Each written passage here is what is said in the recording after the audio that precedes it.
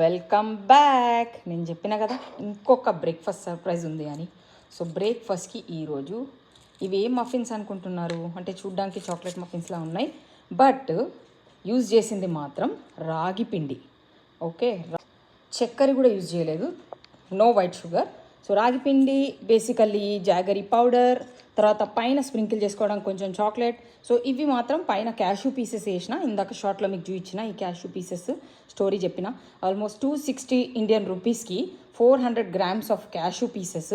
So very good deal. అంటే actually India కంటే తక్కువ ప్రైస్ అనుకుంటా క్యాష్యూస్కి, 400 గ్రాములకి అది ప్రైస్. సో మా ఓడు ఏమన్నా ట్రై చేస్తాడేమో అని దీనిపైన నట్స్ వేయకుండా వదిలేసిన. సో ఇప్పుడు మీకు ఇది నేను చూపిస్తా, ఓపెన్ చేసి ఎలా ఉంటుందో మనం తిని చెప్తాను నేను మీకు. సో కూలింగ్ ర్యాక్ మీద పెట్టేసిన ఇందాకే బేక్ చేసి. So scratch baking. ఓకే, దీంట్లో ఓకే. సో ఇది టేస్ట్ చేద్దాం ఫస్ట్. నేను యాక్చువల్గా ఈ మఫిన్ లైనర్స్ అంటారు కదా వీటిని, దీంట్లో కూడా ఆయిల్ కొట్టిన, అందుకే మంచి లేచి వచ్చింది. ఎందుకంటే అంటుకుంటుంది కొన్నిసార్లు, నాకు ఇష్టం ఉండదు, అందుకే ఆయిల్ వేసేసిన. చూద్దాం.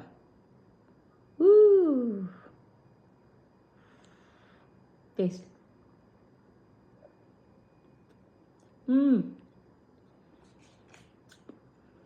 Too good.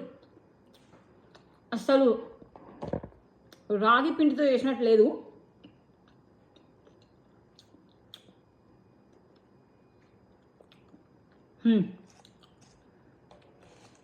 సూపర్.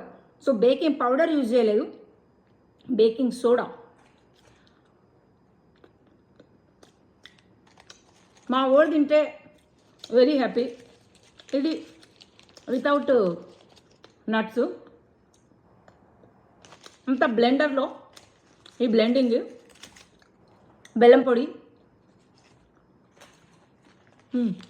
ఆయిల్ చాలా తక్కువ, no eggs by the way, eggless.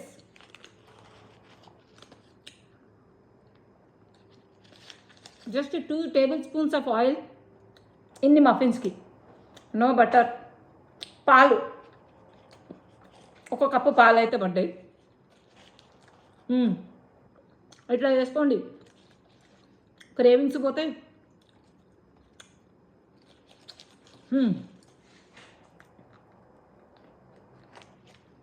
Super, శబాష్ శబాష్. Yummy breakfast item. మీరు ఎప్పుడైనా తినొచ్చు, డెజర్ట్గా తినొచ్చు. కాకపోతే ప్రోటీన్ ఏమి ఉండదు. Again healthy carbs, healthy carbohydrates. Cocoa powder పైన స్ప్రింకిల్ చేసిన డార్క్ చాక్లెట్, అదర్వైజ్ లోపల వేసింది మాత్రం కోకో పౌడరు.